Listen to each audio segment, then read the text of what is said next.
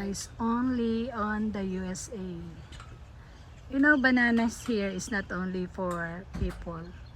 Banana is also for the birds like her. See, you know why? Banana is so very sweet here. Okay guys, enjoy watching until this bird will came out.